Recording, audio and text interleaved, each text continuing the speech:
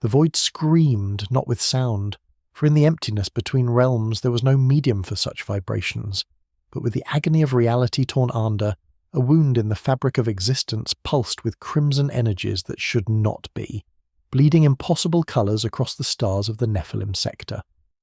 Veteran battle psychers of the Astrometarum clutched their skulls in sympathetic agony, while astropaths wept blood from empty eye sockets.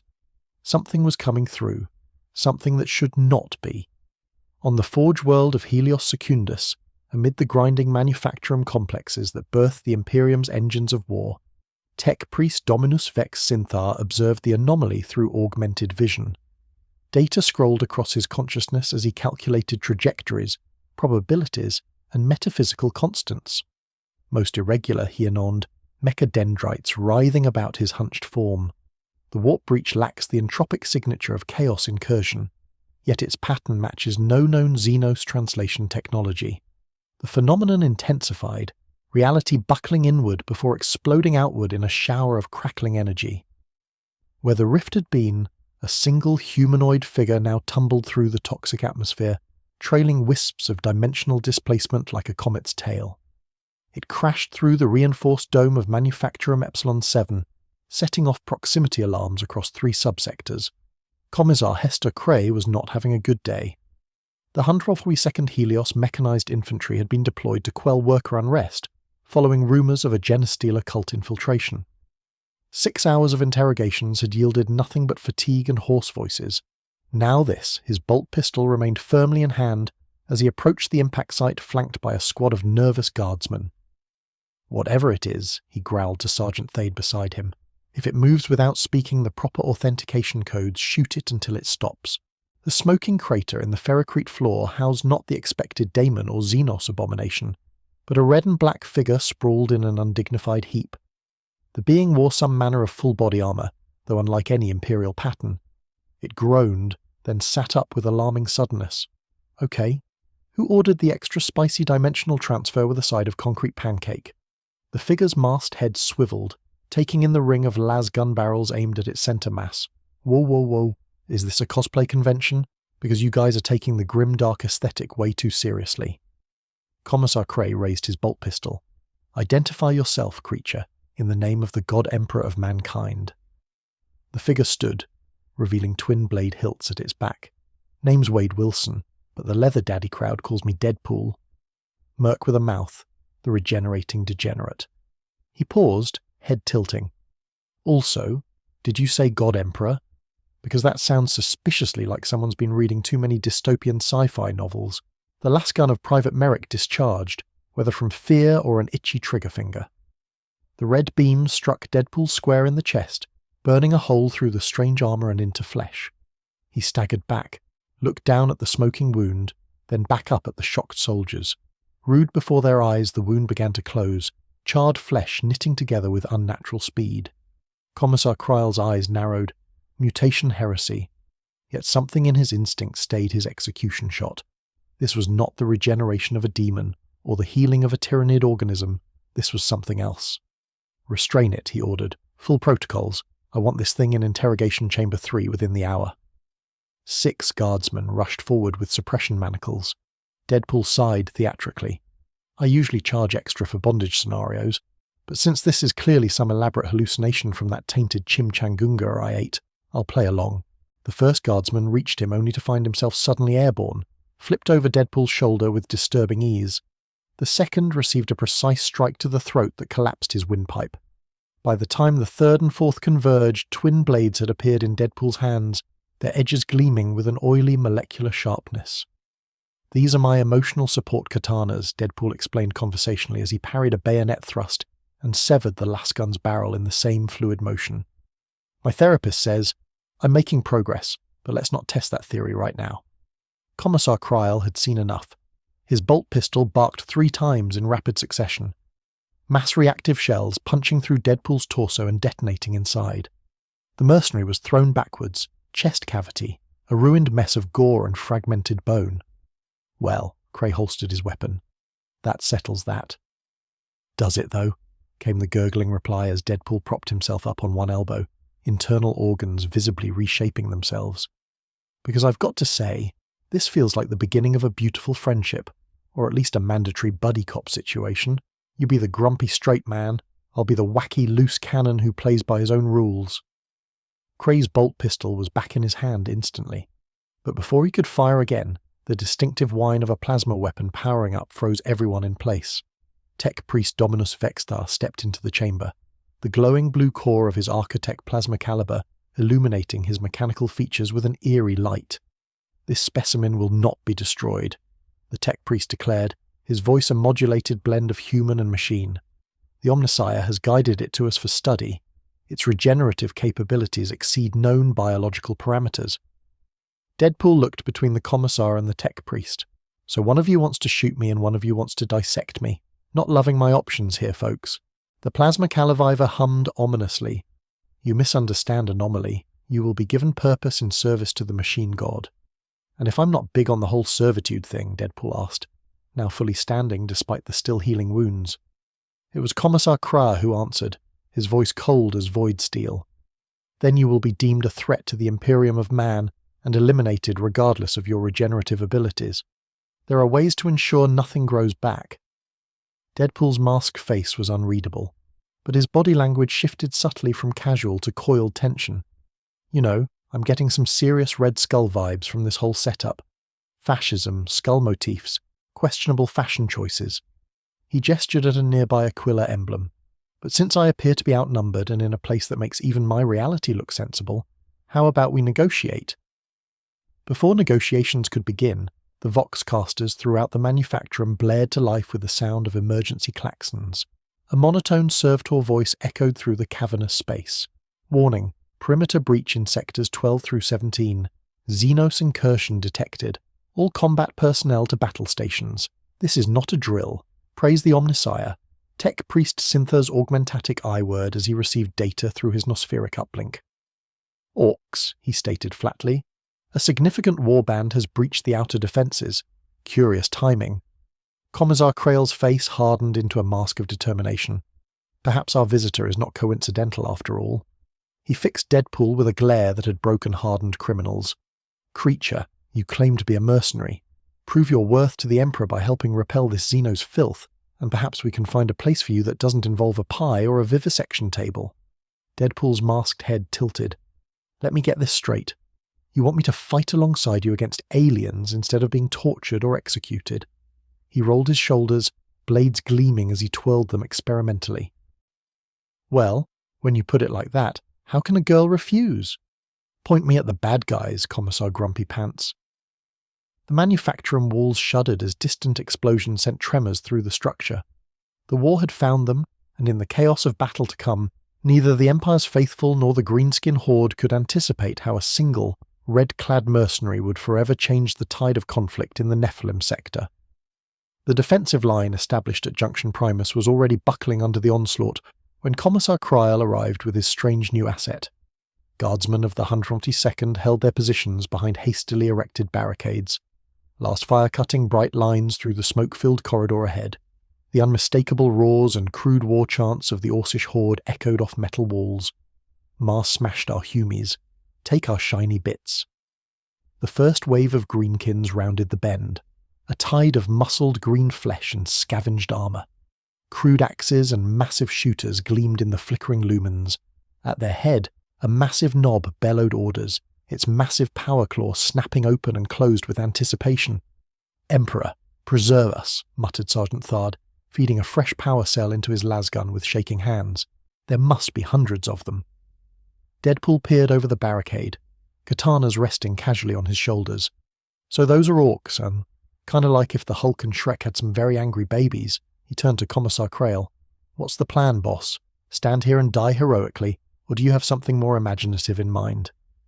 Krail's expression remained stoic as he checked the load in his bolt pistol. "The plan, Abomination, is to hold this position until reinforcements arrive from the northern garrison.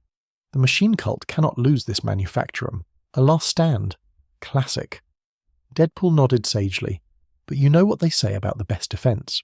Before anyone could stop him, Deadpool vaulted over the barricade and charged directly toward the oncoming orc horde. Blades spinning in patterns that left ghostly after images in the smoke-filled air. "What in the Emperor's name is that fool doing?" Sergeant Thade gasped.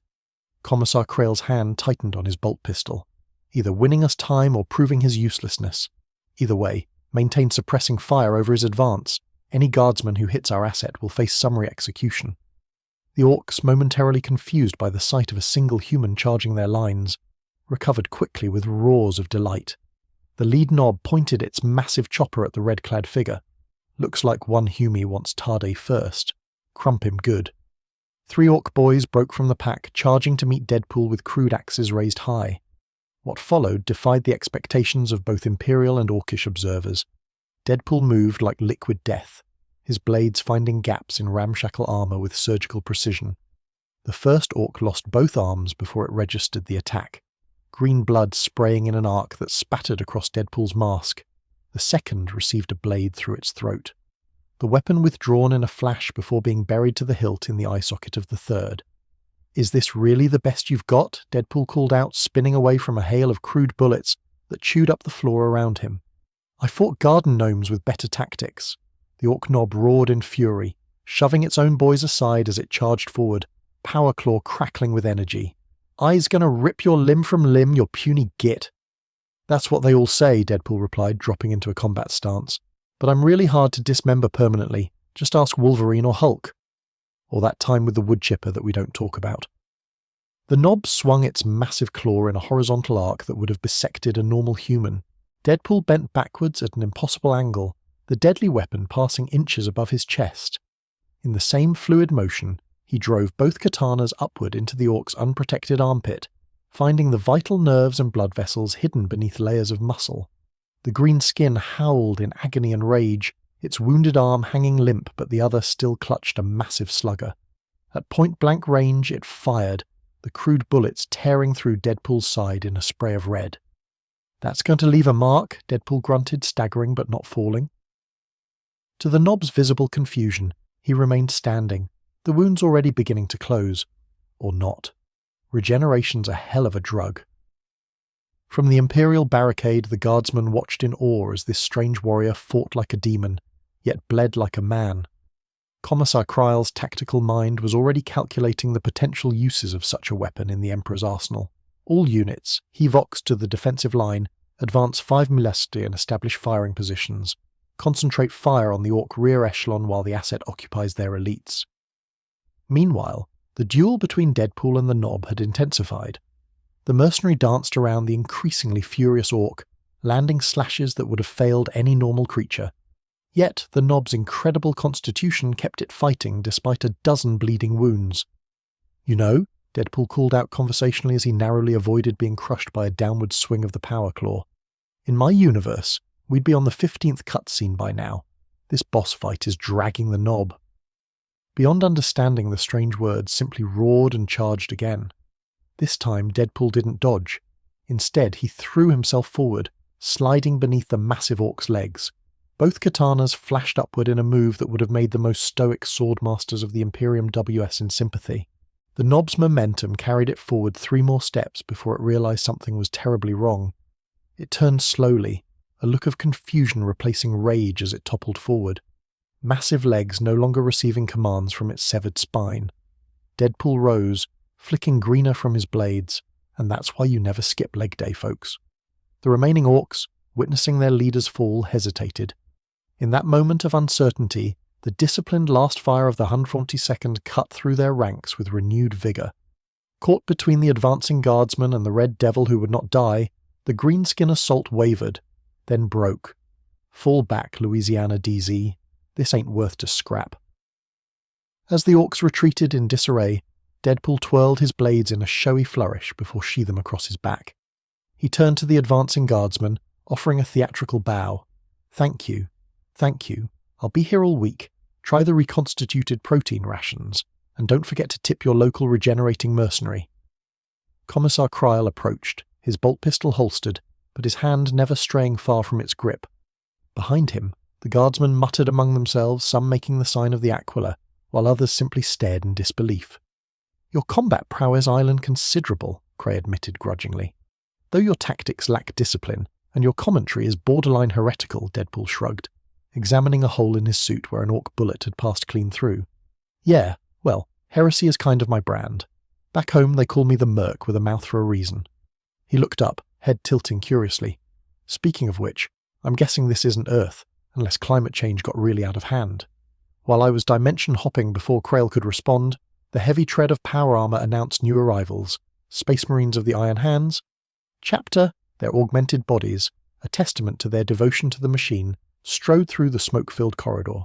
At their head, Techerine Pham Kar surveyed the battlefield with augment eyes that missed nothing. Commissar Krail. The Space Marine's voice boomed through his helmet's vox. Our off-specs detected anomalous energy readings from this sector, concurrent with the Orc attack. His gaze fixed on Deadpool. "I see you have found the source," Deadpool whistled. "Now that's what I call power armor. Makes Iron Man look like he's wearing a tin can." He stepped forward, hand extended in greeting. "Wade Wilson, interdimensional tourist. Nice to meet you, Robocop." The Tech Marine ignored the outstretched hand, bolt rifle remaining trained on Deadpool's chest. "This creature reeks of warp taint, Commissar. It should be purged immediately." "With respect, Techerine," Cray replied, his voice carefully measured. "This asset just single-handedly turned the tide against an Orc vanguard. Tech Priest Dominus Synthar has already claimed jurisdiction for study of its regenerative capabilities." The Space Marine's helmet tilted slightly. "The Mechanicus oversteps its bounds. If this is a warp entity, it falls under Astartes authority." "Actually," Deadpool interjected, "I'm pretty sure I fall under my own authority since the last time I checked. Interdimensional mercenaries weren't covered in anyone's employee handbook." Both Imperial officers turned to regard him with equally cold stars. Deadpool raised his hands in mock surrender. "Just saying. Also, not a warp entity, whatever that island. Just your garden-variety mutant mercenary with an accelerated healing factor and terminal smart-assery." Tech Marine Car's bolt rifle did not waver. It speaks like a daemon attempting to confuse and divide Imperial authority. "It fights like a warrior," Commissar Krail countered, "and bleeds like a man." Guys! Deadpool stepped between them, seemingly unconcerned by the weapons trained on him. "You're both right. I'm complicated. But right now, don't we have bigger, greener problems to worry about?" Those Orcs didn't seem like the type to take rejection well. As if summoned by his words, a distant explosion shook the manufactorum. Emergency klaxons wailed once more as the Vox system crackled to life. "All units, be advised. Orc forces have breached the eastern perimeter. Heavy armor detected. Repeat, Orc heavy armor has breached the eastern perimeter." Tech Marine Carr received additional data through his armor systems, his posture stiffening, Gargant signatures detected. "The Greenskins have brought their war machines." "A what now?" Deadpool asked. "Imagine a mountain of scrap metal given locomotive function through the collective psychic belief of its Orc creators," Commissar Krail explained grimly, "armed with weapons that could level this entire complex, so basically a transformer with anger issues. Got it." Deadpool rolled his shoulders. "Well, Commissar Grumpy and Sir Clank a lot. Looks like we've got ourselves a team-up opportunity. You want to see what I can really do? Point me at the big bad and stand back." The Tech Marine and Commissar exchanged glances, a silent calculation passing between them. Despite their differences, both were pragmatic servants of the Imperium. "Very well," Tech Marine KR finally conceded. "The creature will accompany my squad to intercept the Gargant. If it proves its worth, the Mechanicus may have their study. If it falters or shows any sign of treachery, yeah, bolter to the brain, I get it." Deadpool waved dismissively. "Let's go kill us a robot, shall we?" As they moved out, Deadpool fell into step beside Commissar Krail, his voice dropping to a conspiratorial whisper. "Between you and me, I think Tin Man is starting to warm up to me. I can tell by the way his trigger finger is only twitching every other second now." Krail's face remained impassive, but something approaching bousement flickered in his eyes. "In the Imperium, Wade Wilson, survival depends on making oneself useful. Continue to do so, and you may yet find a place here. A place in a dystopian hellscape where everything wants to kill everything else." Deadpool considered this. Honestly, it's not that different from home, except with more skulls as fashion accessories. The eastern production halls of Manufacturum Epsilon 7 had become a war zone. Massive assembly lines lay in ruins, sacred machinery profaned by crude Orcish modifications.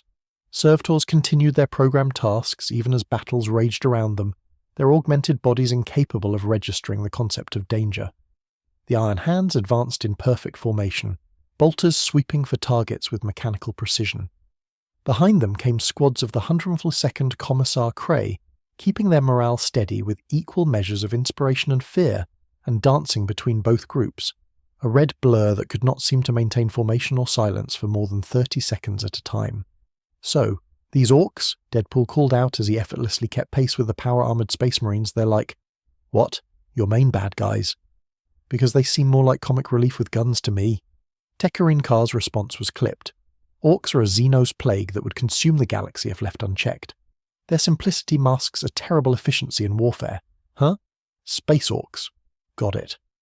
Deadpool nodded. And what about the ones who aren't green? I'm guessing there's a whole rainbow of aliens trying to kill you guys. Silence, the Tech Marine commanded as they approached a massive blast door. We approached the primary fabrication chamber. According to the new sphere, the Gargant has breached this area and is attempting to secure the Titan components stored within. Deadpool peered at the reinforced door. So, what's the plan? Knock politely or go in guns blazing? The answer came in the form of crack grenades placed at strategic points around the door's frame. The iron hands worked with methodical efficiency, each warrior knowing his task without need for verbal communication. 30 seconds to detonation, Tech Marine Kar announced.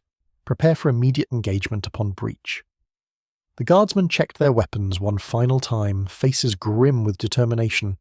Deadpool unsheathed his katanas, the blades catching the red emergency lighting. "You know what this reminds me of?" he said to no one in particular.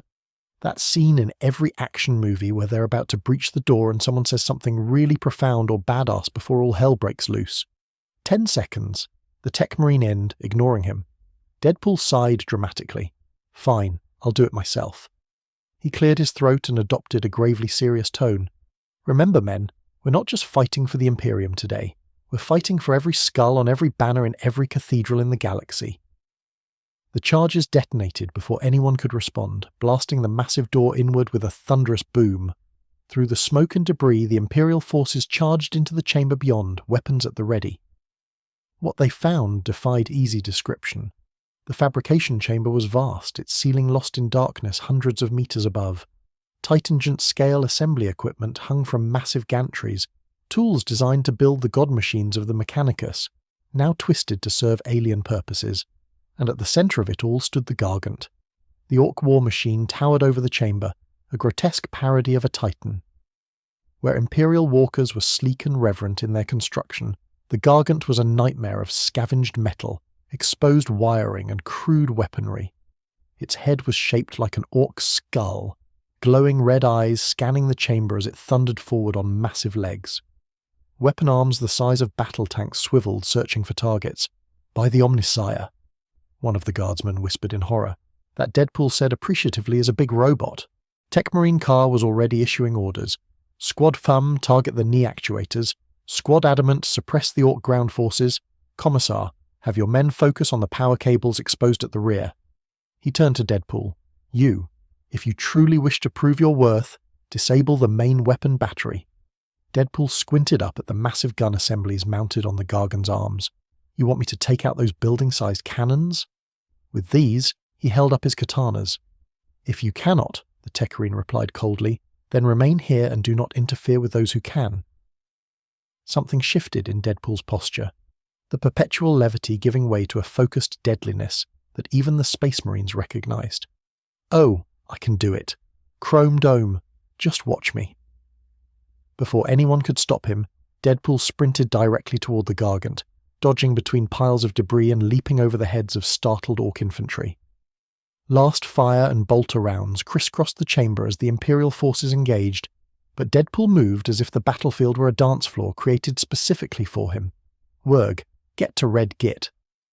An Orc mob turned their shooters toward him, crude bullets chewing up the floor in his wake. "Two slow green beans," Deadpool called back, never breaking stride. He reached the massive foot of the Gargant and began to climb, using his blades to dig into seams in the metal plating. From below, Commissar Kryl watched with a mixture of disbelief and strategic calculation as the red figure ascended the war machine with impossible speed. "All units," he voxed, "concentrate fire on the Orc ground forces. Give our asset the distraction he needs." The Iron Hands, though clearly displeased with the chaotic nature of the assault, adjusted their tactics accordingly. Precision bolter fire cut down orcs attempting to target Deadpool, while crack missiles slammed into the Gargan's lower joints, drawing its attention downward. Deadpool reached the shoulder of the massive construct, pausing momentarily to catch his breath. Note to self: next time bring a jetpack or rocket boots or literally any climbing equipment. The Gargan's head swiveled, one glowing red eye fixing on the tiny figure perched on its shoulder. A mechanical roar emanated from crude Vox speakers as the war machine recognized the threat. Its massive gun arm began to turn, attempting to target Deadpool at point-blank range. Oh no, you don't. With renewed determination, Deadpool leapt onto the rotating weapon assembly, his blades seeking the hydraulic lines that powered the massive guns. Molecular sharp edges sliced through orcish engineering, releasing high-pressure fluid in explosive jets. The gun arm seized up with a screech of tortured metal, ammunition feeding mechanisms jamming mid-cycle. From within the Gargan's head, orcish screams of frustration could be heard as the mechs tried desperately to restore functionality to their prized weapon. One down, one to go. Deadpool called down to the Imperial forces below, offering a jaunty salute before leaping across to the opposite shoulder of the war machine. The second weapon arm swung wildly, trying to dislodge him. Deadpool clung to exposed pipes, his body smashed painfully against the metal surface with each movement. Despite his regenerative abilities, the impacts were taking a toll. Okay, this was definitely easier in the planning stage, he grunted, pulling himself up onto a more stable position. Below him, the battle raged, Imperial forces slowly gaining ground against the disorganized orcs. The Iron Hands had reached the Gargan's feet and were planting melter charges at critical structural points. Deadpool assessed the second weapon arm, noting the crude but effective design. Unlike the first, this one was a massive close combat weapon, a hydraulic crusher capable of pulverizing tanks. No easy hydraulic lines to sever here. Time for Plan B. Reaching into one of his many pouches, he produced a small device that looked entirely out of place in the 41st millennium. A modern plastic explosive charge with a timer that seemed almost primitive compared to Imperial technology, yet far more advanced than Orcish engineering. Let's see if C4 still works across dimensions. He secured the charge to the main joint of the crusher arm, setting the timer for 30 seconds. Fire in the hole. He leapt the weapon, descending the Gargant back in a controlled fall that would have killed a normal human. As he reached the ground, he rolled to absorb the impact, coming up beside a startled guardsman. Might want to take cover, buddy. Things are about to get explodey up there. True to his word, seconds later the charge detonated with a sharp crack that seemed almost anticlimactic in the cacophony of battle. Then, with a groan of stressed metal, the entire crusher arm tore from its mounting, toppling toward the orc forces below. The massive appendage crushed dozens of greenkins beneath its weight, sending the survivors scrambling in panic. Techmarine Carr's voice cut through the den of battle. All units, the Xenos war engine is compromised. Execute final attack pattern for the Emperor and the Omnissiah. The coordinated assault that followed was a testament to Imperial military doctrine. Melter charges detonated simultaneously around the Gargan legs, superheated energy eating through even the thickest armor. As the war machine began to tilt, precision missile strikes targeted its head, destroying the crude bridge where the orcs frantically tried to maintain control. With a sound like a dying god, the Gargan toppled, its massive bulk crashing through assembly lines and storage tanks. Secondary explosions blossomed along its length as ammunition cooked off and fuel reserves ignited. The remaining orcs, witnessing the destruction of their prized war machine, broke ranks and fled toward the breaches they had created. Deadpool stood amid the carnage, surveying the destruction with hands on hips. Well, that was cathartic. Nothing like bringing down a giant robot to really work out those interdimensional stress issues. Commissar Krail approached, his uniform covered in grime, but his posture unbowed. Your methods are unorthodox, Wilson, but effective. The tech priests will not be pleased about the damage to their sacred machinery, however. A collateral damage. Can't make an omelette without breaking a few giant robot eggs. Deadpool glanced at the approaching Iron Hands, their armor scorched but intact. So, did I pass the audition? Do I get to join the grim dark Avengers now? Techmarine Carr's helmet revealed nothing of his thoughts as he assessed the mercenary. You have proven yourself useful in combat, creature. The question of your nature remains, but that is for higher authorities to determine. Higher authorities. Deadpool's masked head tilted. Let me guess. More guys with bigger guns and even less sense of humour? The Inquisition has been notified of your existence. Commissar Krail explained, his tone carefully neutral. Their representatives will arrive within days to assess whether you are a tool the Emperor can use or a threat that must be eliminated. The Inquisition? Nobody expects that. Deadpool sheathed his blades with a theatrical flourish. Well, until then. Got any more aliens that need killing? I'm starting to think this dimension might be growing on me. So many things to stab, so little time. As the Imperial forces secured the manufacturum and counted their losses, none could predict how the arrival of one irreverent mercenary would ripple through the Imperium in the days to come. For in the grim darkness of the far future, the unexpected was both the rarest and most dangerous commodity of all. In the aftermath of the battle for Manufacturum Epsilon 7, Commissar Historian Krail found himself in the unenviable position of explaining Wade Wilson to increasingly senior Imperial authorities.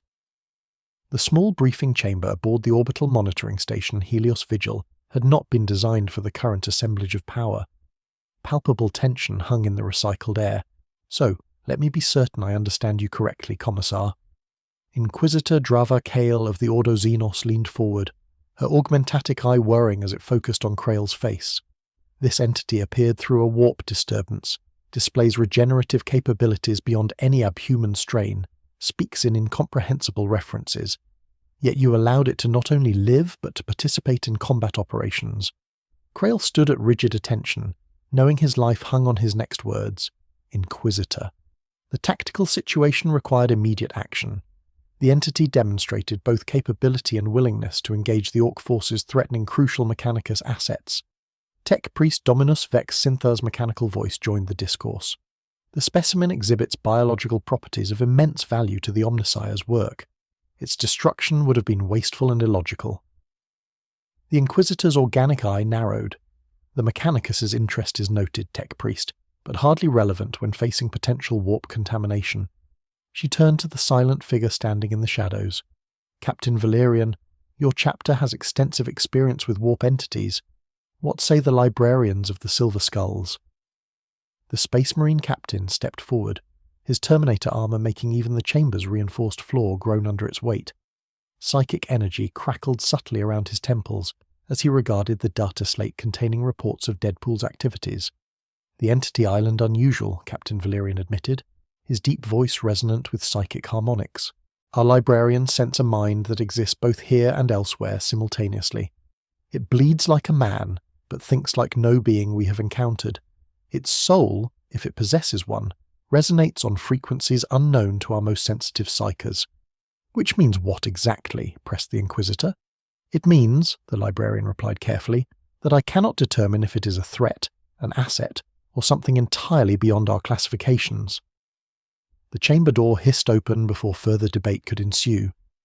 2 power-armoured Adeptus Custodes warriors entered, their golden armour gleaming under the sterile lumens. Between them, escorted but notably not restrained, walked Wade Wilson. Sorry I'm late to my own trial, Deadpool announced cheerfully. The big guys in the gold suits wanted to do a full cavity search. I told them dinner first, but they were very insistent. The Custodes remained impassive, though the grip on their guardian spears tightened fractionally. Inquisitor Kale studied the mercenary with undisguised suspicion. Wade Wilson, you claim to be from another reality entirely. Bingo, Inspector Gadget.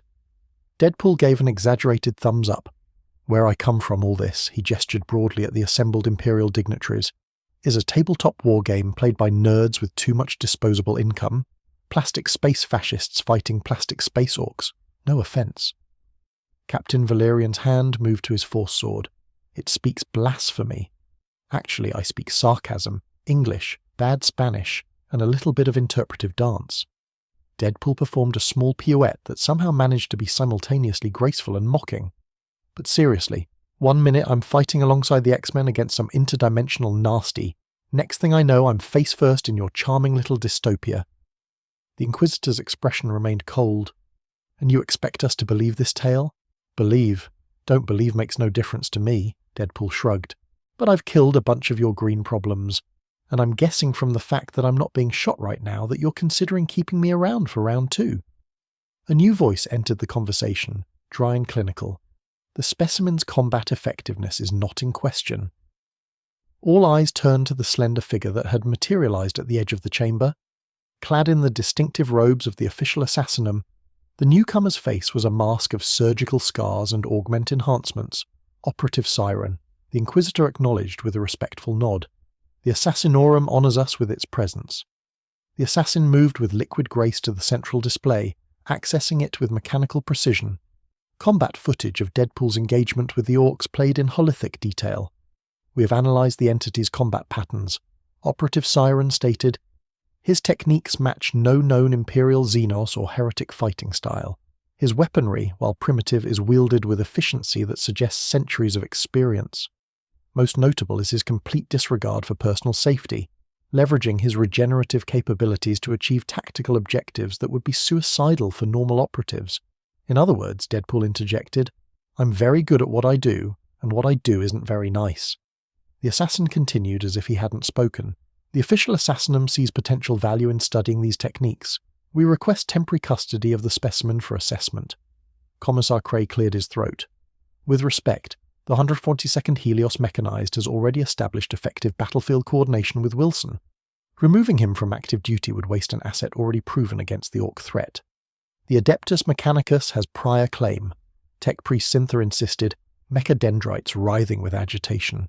The regenerative technology must be studied for the glory of the Omnissiah. Deadpool leaned against the wall, watching the Imperial authorities argue over his fate with apparent amusement. You know, where I come from, we have this thing called personal agency, where I get to decide what happens to me. Crazy concept, I know. The debate might have continued indefinitely had the station's alert klaxons not suddenly bled to life. The chamber's holith display shifted automatically to external monitoring feeds, showing a new threat approaching the Forge world. Emperor, protect us, whispered Commissar Cray. The void around Helios Secundus swarmed with organic spacecraft, their chitinous hulls glistening with malevolent purpose.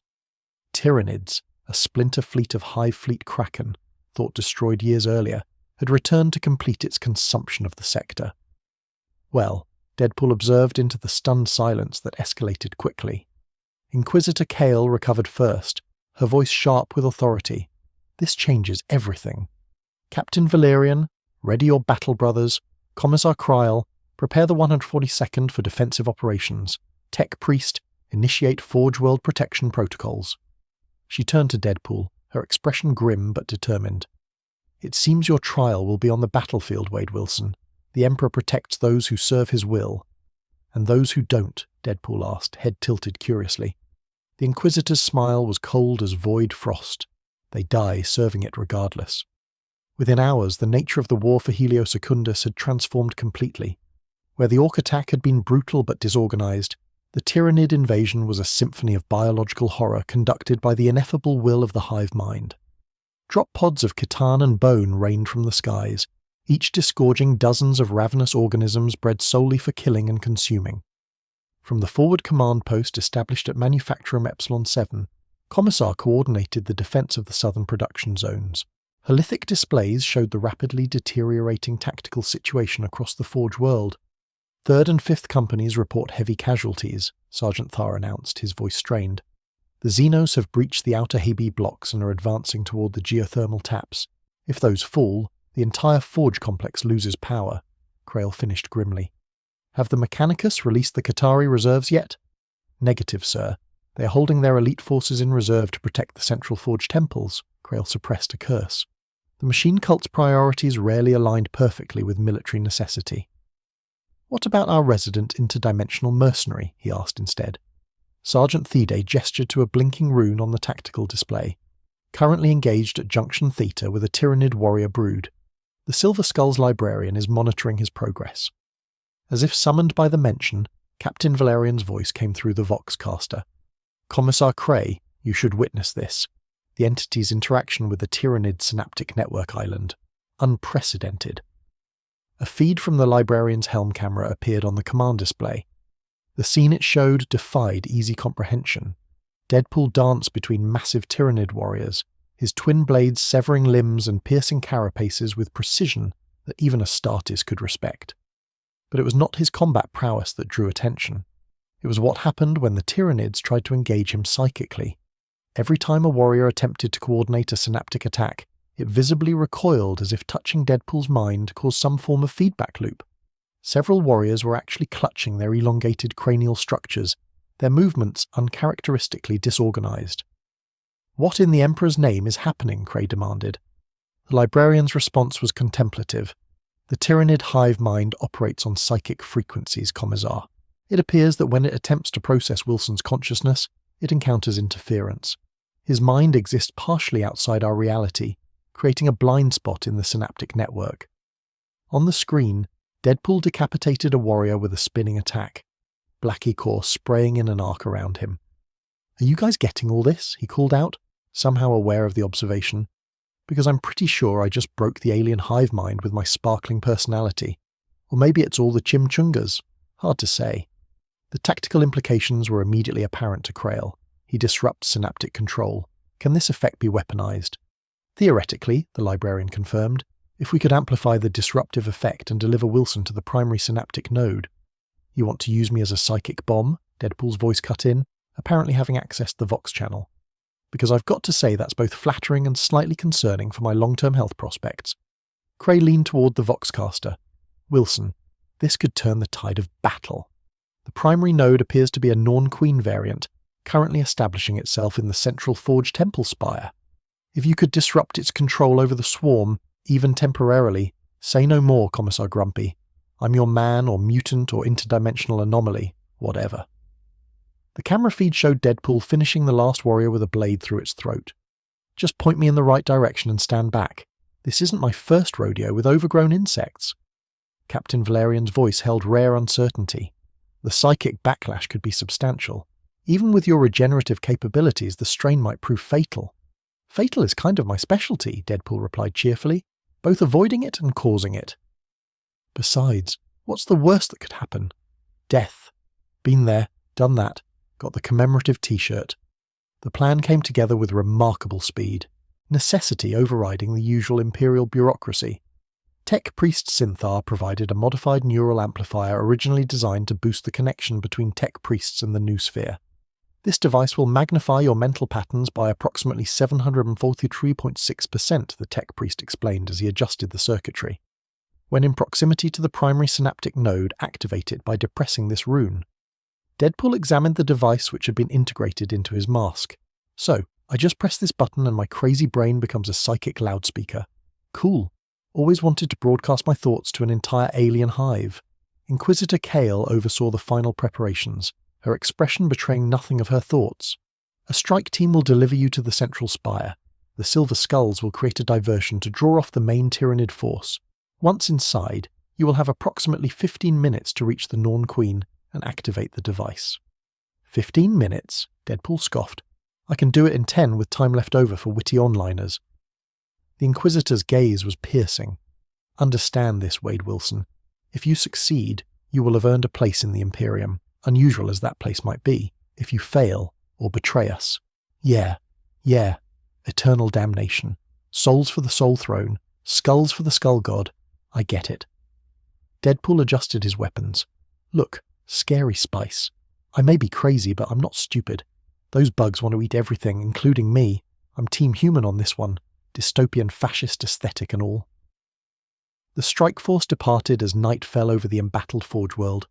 3 Corvus Black Star gunships cut through the toxic atmosphere, their advanced stealth systems temporarily masking them from Tyranid bioscanners.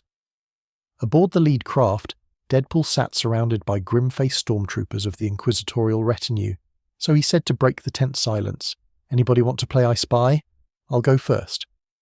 "I spy with my little eye something beginning with G." No one responded. Grimdark. The answer was grimdark. Deadpool sighed dramatically. Tough crowd. The craft banked sharply as bioplasma fire erupted from ground defences. Through the viewport, Deadpool could see the central Forge Temple spire, once a monument to Imperial industry, now a twisted nightmare of organic growth and mechanical components. The Tyranids had already begun transforming it into a living hive structure. 2 minutes to drop point. The pilot's voice announced over the internal vox, "Emperor protect you all." Deadpool checked his weapons one final time. No pressure or anything, but if anybody has a brilliant plan B, now would be the time to share. Operative siren, who had materialized in the gunship's shadows without anyone noticing her arrival, spoke in her clinical tone. "There is no Plan B, specimen, only victory or death." Well, when you put it that way, Deadpool gave a mock salute. "Let's go make some alien calamari." The gunship slammed down on a maintenance platform jutting from the spire's midpoint. Stormtroopers deployed in perfect formation, creating a perimeter as Deadpool and Operative Siren disembarked. No sooner had the strike team secured the landing zone than the biological horror of their situation became apparent. The platform, once solid adamantium, was being actively consumed and reshaped by Tyrannid adaptation. Tendrils of living tissue pulsed across metal surfaces, secret-retting digestive enzymes that broke down industrial materials into biological components. "Okay, that's disgusting," Deadpool observed, watching a security turret being enveloped and dissolved like something straight out of a body horror movie. "Focus, specimen," Operative Siren commanded, her digital targeting system already identifying the optimal path forward. "We must reach the central chamber before the diversion is neutralized." As if on cue, massive explosions blossomed on the far side of the Forge complex. The Silver Skulls had begun their assault, drawing Tyrannid organisms away from the spire in waves of cutaneous death. "That's our cue." Deadpool unsheathed his katanas, ladies first. The assassin was already moving, her live form slipping through a maintenance access way that led deeper into the spire. Deadpool followed the stormtroopers, forming a rear guard that they all knew was likely a death sentence. The interior of the spire had been transformed beyond recognition. What had once been ordered corridors of machinery and devotional shrines to the machine god was now a pulsating labyrinth of organic matter. The walls themselves seemed alive, sensing the intruders and constricting in their wake. "Is it just me?" Deadpool called ahead to Siren as they ran. "Or is the architecture actively trying to digest us? Because I've been in some bad neighborhoods, but this takes hostile environment to a whole new level." The assassin did not break stride. Tyrannid adaptation. The entire structure is being processed into a living extension of the Hive fleet. Their progress was violently interrupted as the floor ahead of them erupted, disgorging a swarm of Tyrannid Genlers. The creatures moved with terrifying speed, claws extended to rend and tear. "I got this." Deadpool surged forward, blades spinning in lethal arcs. "You find another way around." Operative Siren hesitated a fraction of a second, calculating odds of success, then nodded once. "Rendezvous at Junction Point Delta. Do not delay." With inhuman agility, she leapt to an overhead conduit and disappeared into the shadows. Deadpool faced the onrushing Xenos alone, a grin hidden beneath his mask. "All right, you discount xenomorphs. Let's dance." What followed was a symphony of violence. Deadpool moved with preternatural speed, his blades finding gaps in the Genestealer's carapaces with unerring accuracy. Where a space marine would rely on power and armor, Deadpool used acrobatic maneuvers that seemed to defy gravity itself. "You know what your problem is?" he called out as he flipped over a Genela, severing its spine mid-leap. "No sense of humor. All this gnashing and slashing, but not one of you has told a decent joke." A claw rad across his back, tearing through suit and flesh alike. Deadpool hissed in pain, but rolled with the impact, coming up in a defensive stance as the wound already began to close. "Okay, that one's on me. Should have seen that coming." The swarm pressed closer, instinctively adapting to his fighting style. For each Genestealer he cut down, two more seemed to take its place, driven by the relentless will of the hive mind. Deadpool found himself backed against a wall surrounded by chittering death. "Time for the secret weapon," he muttered, reaching into a pouch at his belt. He produced what appeared to be a small metallic sphere. "Catch!" He tossed the device into the center of the Genestealer swarm and dropped to the ground, covering his head. The resulting explosion was not the simple detonation the creatures might have adapted to. Instead, it released a cascading wave of electromagnetic energy that overloaded the bioelectric systems of the Tyrannid organisms, sending them into spasmodic convulsions. "EMP grenade," Deadpool explained to the dying Xenos as he rose and began methodically finishing them off. "Turns out your fancy organic circuits don't like sudden power surges. Who knew?" With the immediate threat neutralized, he checked the neural amplifier attached to his mask. Still functional, he had 12 minutes remaining before the diversion would be overwhelmed. "Better get moving. Can't keep the Bug Queen waiting." Following the path Operative Siren had indicated, Deadpool navigated deeper into the corrupted spire. The organic growth became more pronounced the further he progressed, until he was practically swimming through a tunnel of living tissue that pulsated with malign purpose. "Note to self," he grunted as he squeezed through a particularly tight passage. "After this, take a vacation somewhere nice. Beach resort, ski lodge, anywhere that isn't actively trying to digest me." He emerged into a vast chamber that had once been the Forge Temple's primary reactor hall.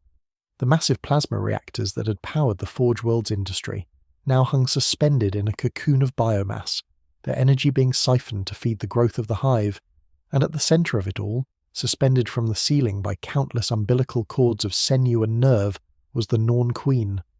The creature defied easy description.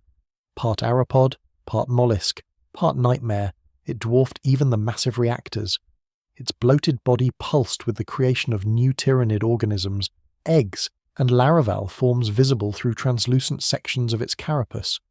Multiple limbs, some ending in manipulator appendages, others in weapons of bone and chitin, extended from its central mass. But most disturbing was its head, or what passed for one. A crown of neural tissue formed a living antenna array, psychic energy visibly crackling between the protrusions as it coordinated the actions of countless organisms across the Forge world. Now that Deadpool whispered, genuinely impressed, "is one ugly mother." His commentary was cut short as he sensed movement behind him. Spinning blades at the ready, he found Operative Siren materializing from the shadows. "The primary synaptic node," she confirmed, her augmentatic eyes scanning the massive creature.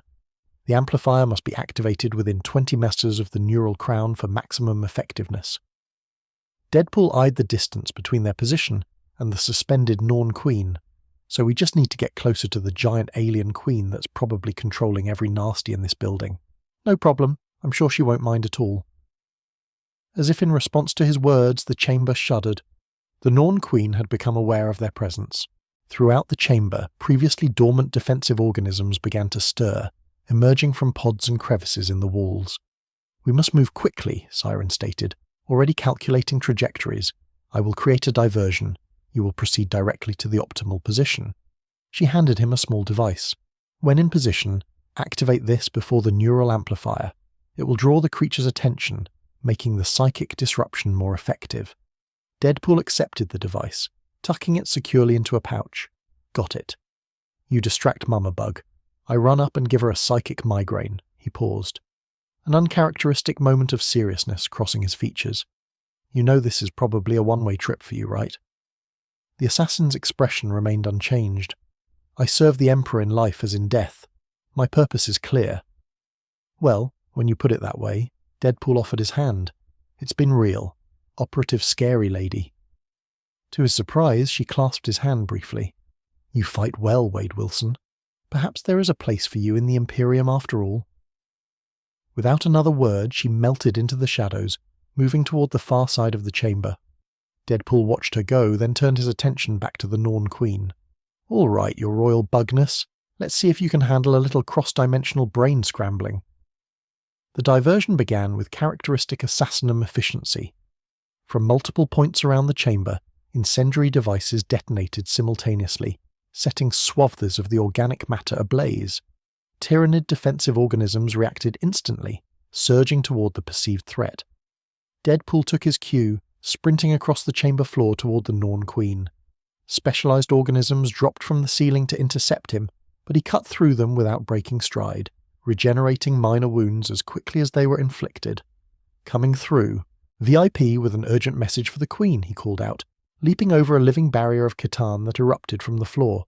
"No autographs, please." 25 men. The neural amplifier in his mask began to hum as it detected the psychic emissions from the Norn Queen's crown. Across the chamber, he caught glimpses of Operative Siren engaging larger Tyrannid warrior forms, her movements a blur of deadly precision. She was buying him time with her life.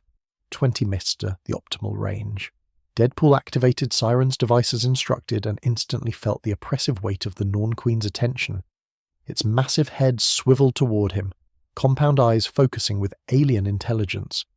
For a moment, two minds from entirely different realities regarded each other. The ancient cold collective consciousness of the Tyrannid hive mind, and the fragmented, chaotic fourth wall-breaking awareness of Wade Wilson. "Hi there," Deadpool waved cheerfully. "So I hear you're planning to eat this planet."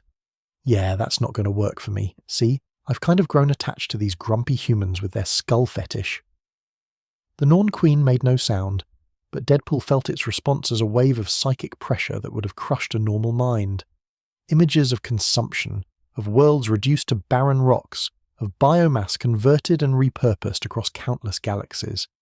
Impressive slideshow, but I've seen scarier. He reached for the neural amplifier's activation rune.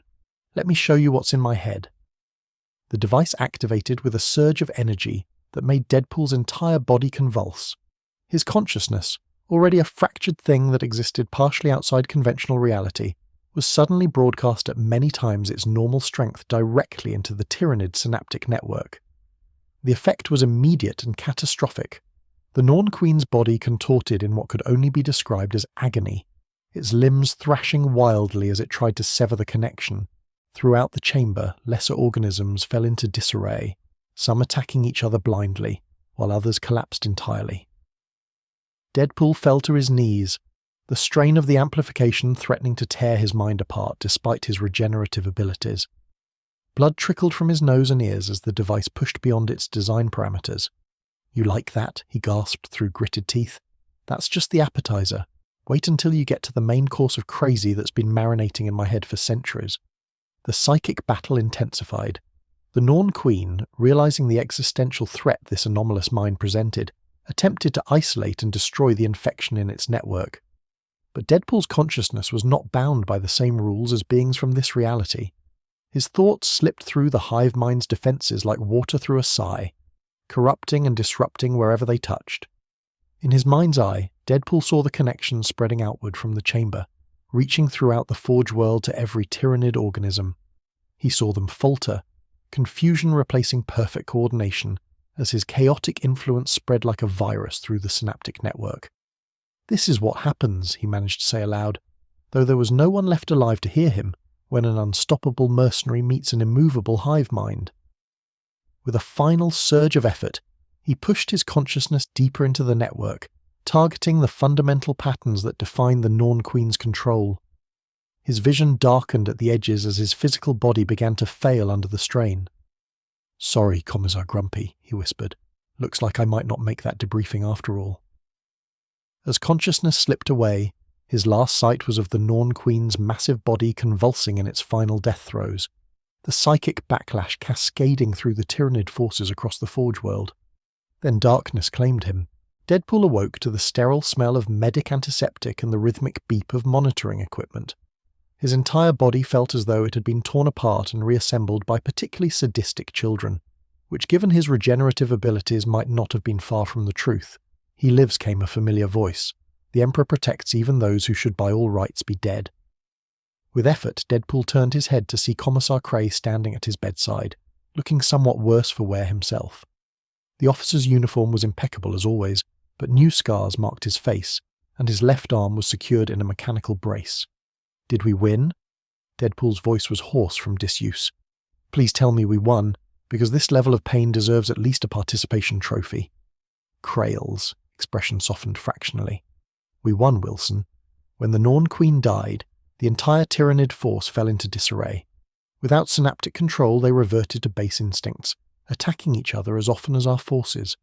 The Silver Skulls were able to cleanse the spire, while the Mechanicus unleashed experimental weapons that finished off the scattered broods, and our friendly neighborhood assassin Krail's silence was answer enough figured as much." Deadpool struggled to sit up, wincing as healing tissues protested. So what now? Execution for heresy? Dissection for science? Weekend at Bernie's with my regenerating corpse? None of the above. A new voice entered the conversation as Inquisitor Kale stepped into the medic chamber. "The Imperium rewards those who serve it well, Wade Wilson, even those of questionable origin." Deadpool gave a mock gasp.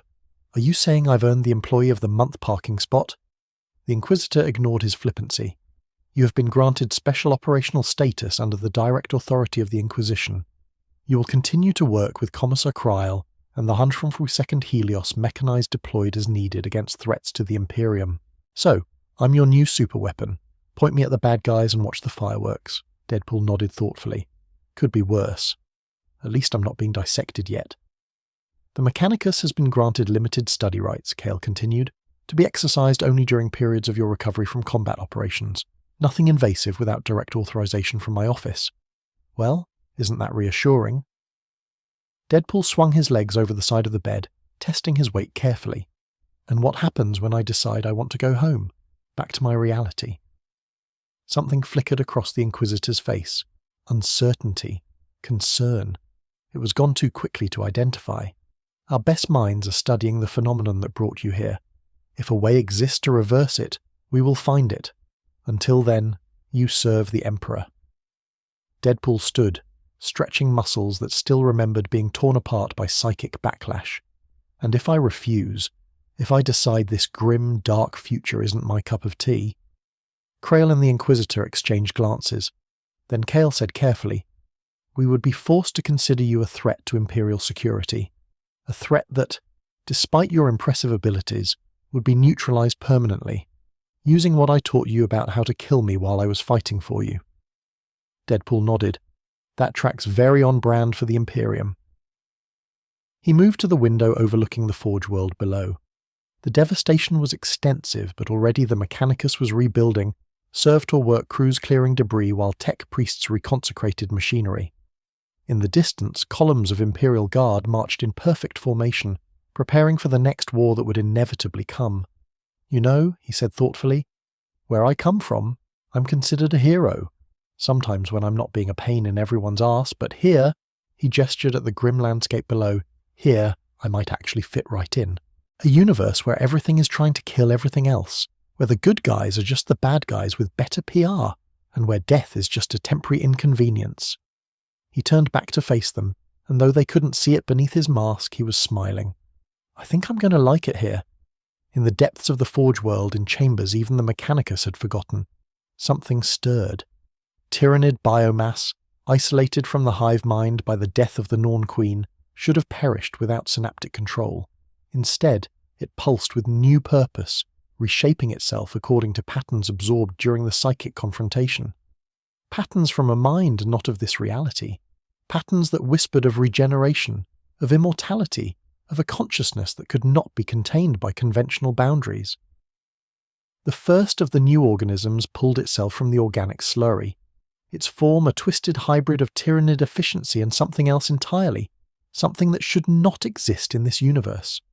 It looked up at the distant ceiling with newly formed eyes, and somewhere deep in its alien consciousness, a fragment of Wade Wilson's chaotic mind stirred. Somewhere it remembered how to laugh.